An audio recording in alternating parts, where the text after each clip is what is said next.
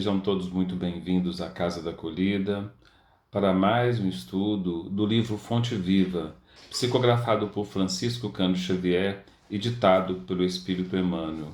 Hoje nós vamos falar da lição de número 35. Estendamos o bem, esse é o título. Não te deixes vencer pelo mal, mas vence o mal com o bem. Paulo, Romanos 12, 21.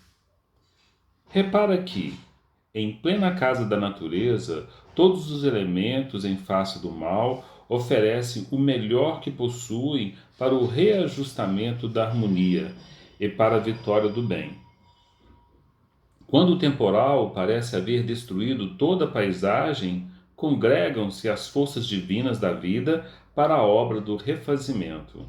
O sol envia luz sobre o lamaçal, curando as chagas do chão. O vento acaricia o arvoredo e enxuga-lhe os ramos. O cântico das aves substitui a voz do trovão. A planície recebe enxurrada, sem revoltar-se, e converte-a em adubo precioso. O ar que suporta o peso das nuvens e o choque da faísca destruidora torna a leveza e a suavidade. A árvore de frondes quebradas ou feridas regenera-se em silêncio, a fim de produzir novas flores e novos frutos.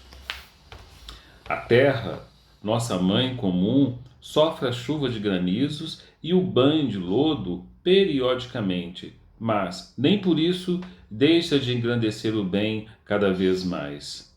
Por que conservaremos, por nossa vez, o fel e o azedume do mal na intimidade do coração? Aprendamos a receber a visita da diversidade, educando-lhe as energias para proveito da vida. Ignorância é apenas uma grande noite que se dará lugar ao sol da sabedoria. Usa o tesouro de teu amor em todas as direções e estendamos o bem por toda a parte. A fonte, quando tocada de lama, jamais se dá por vencida.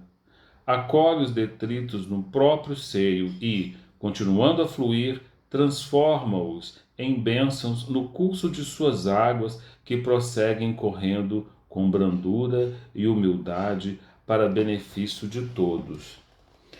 Bem, mais uma brilhante lição de Emmanuel, né? Que traz para a gente esse convite para que possamos nós, todos nós, estendermos esse bem a todas as pessoas que estão em nosso derredor. E a gente pode fazer isso de uma maneira muito tranquila, muito simples.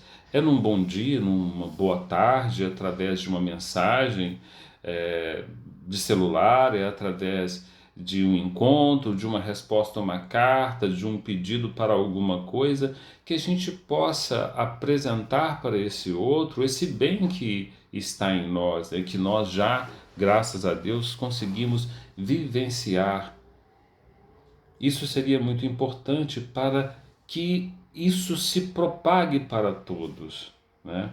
E segue com essa mensagem de Paulo aos Romanos, né? Que diz o seguinte: não te deixes vencer pelo mal. Olha que interessante, né? Muitas vezes a gente fica paralisado diante de um mal, diante de algo que nos é apresentado. E essa paralisia, quando não ocorre em sua totalidade, vem uma reatividade, muitas vezes impensada, um revide, muitas vezes automático, de uma resposta à altura desse mal, e não vencendo o mal com o bem, e não apresentando a outra face, e não dando a túnica se por algum motivo a nossa capa for roubada, for tomada, né? E segue Emmanuel ainda pedindo para que a gente repare na natureza. Repare como a natureza funciona para que, se possível, façamos algo similar à natureza. Observe só. E ele pede para a gente, olha só. Repara que, em plena casa da natureza, todos os elementos em face do mal oferecem o melhor que possuem para o reajustamento da harmonia e para a vitória do bem.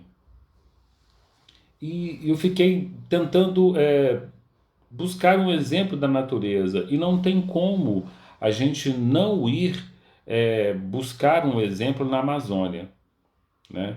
Se o Brasil é o coração do mundo, pátria do Evangelho, é bem possível que a Amazônia seja o pulmão do mundo, né?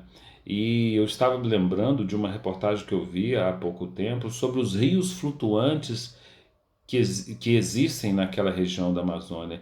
E eles só são possíveis de existir porque existe um fenômeno natural que ocorre a 5.000 quilômetros de distância dali, que se inicia no deserto do Saara, que são as tempestades, né, de areia, que faz com que aquela poeira, né, aquelas micropartículas de areia, né, ou aerossóis, são transportados pelo vento, né, pela corrente de vento, atravessam aquele oceano todo, mais de 5.000 quilômetros, e se unem com o vapor d'água, mais a termodinâmica perfeita, e formam a chuva, né?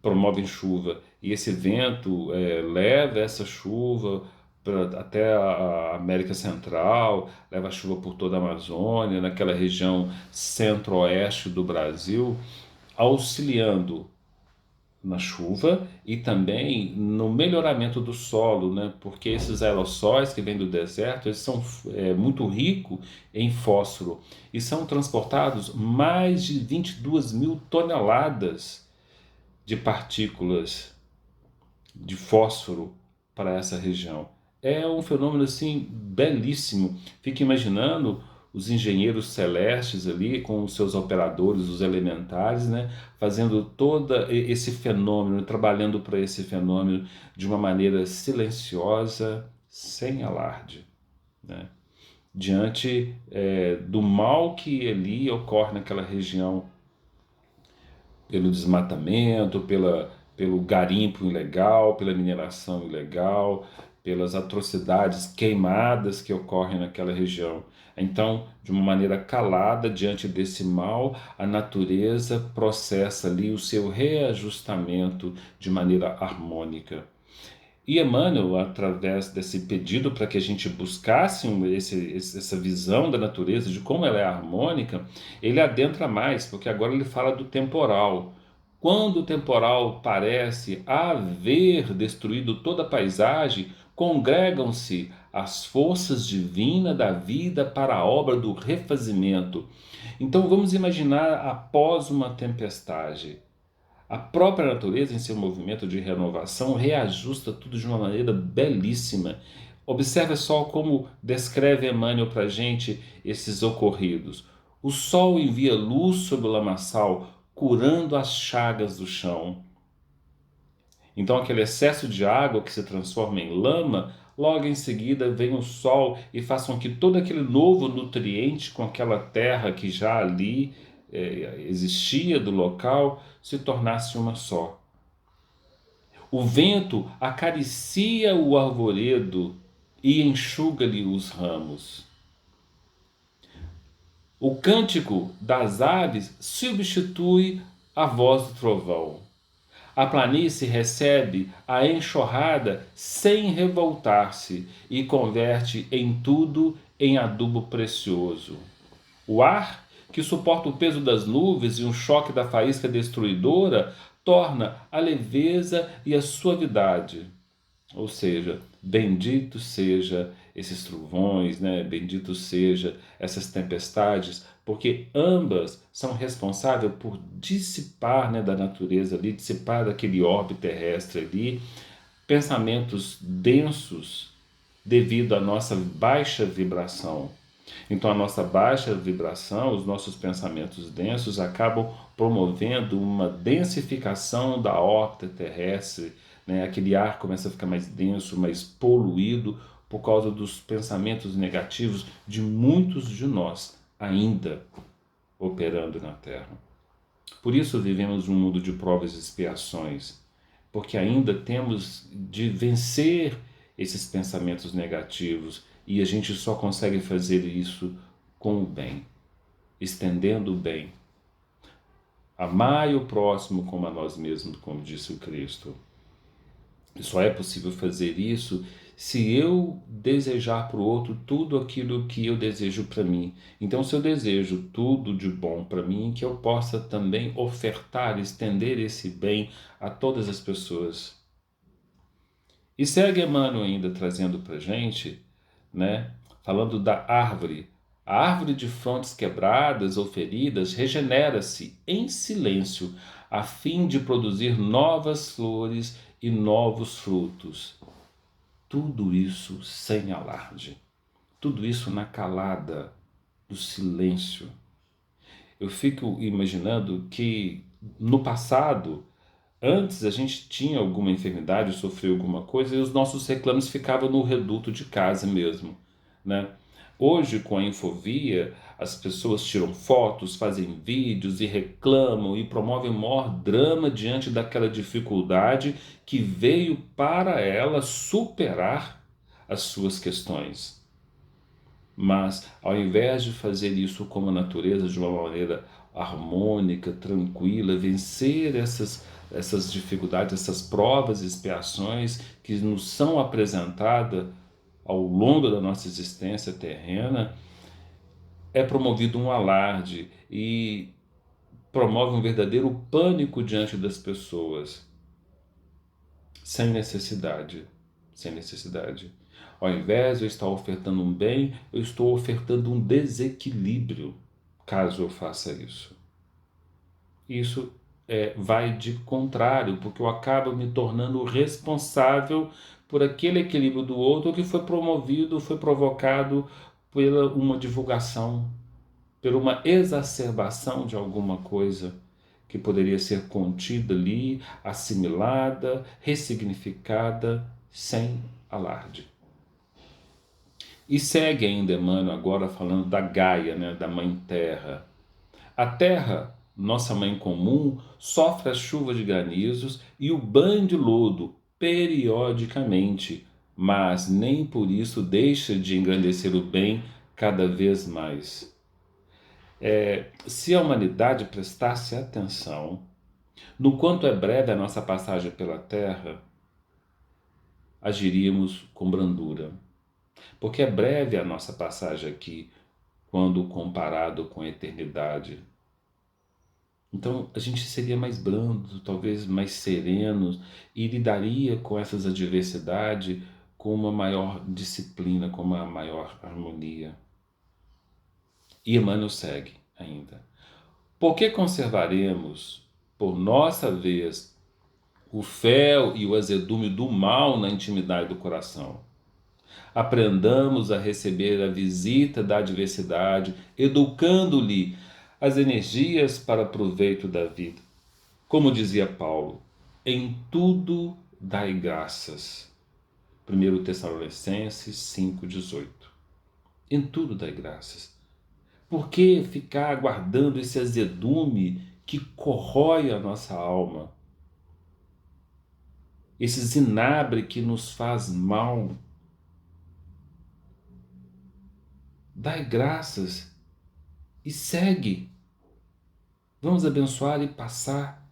Vamos entender que tudo isso que é apresentado para nós ao longo da nossa jornada terrena é para que a gente tire o melhor proveito diante disso.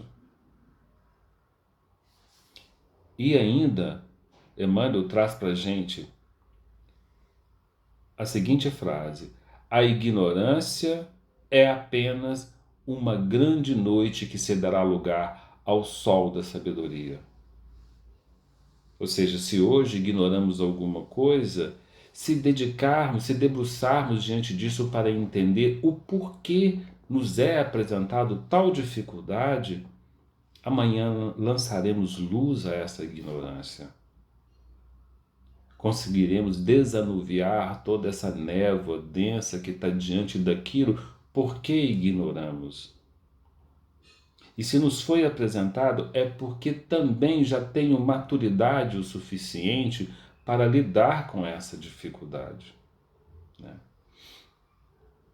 E segue ainda Emmanuel falando para a gente que o usa o tesouro de teu amor em todas as direções e estendamos o bem por toda parte. Ou seja, partilhemos para com todos o amor.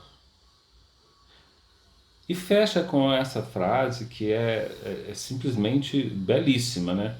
E não tem como imaginar também, como no início, Emmanuel pediu para a gente reparar a natureza, não tem como imaginar o fenômeno que vem acontecendo na região de Mariana, de Brumadinho, por causa daquele desastre, de todo aquele mal que lhe foi apresentado. E a natureza silenciosamente vem limpando, vem trabalhando, e hoje aquelas águas estão bem melhores do que estavam diante daquele desastre. E com o tempo, cada vez mais, elas vão se limpando, purificando. Veja essa frase.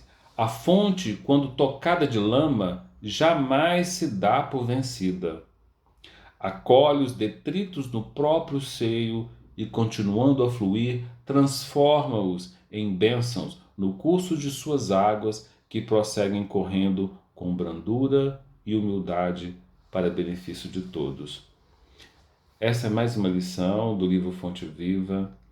Eu gostaria de agradecer a todos, a Casa da Acolhida agradece, e que estejamos firmes e até a próxima, o próximo encontro, se Deus quiser. Até mais.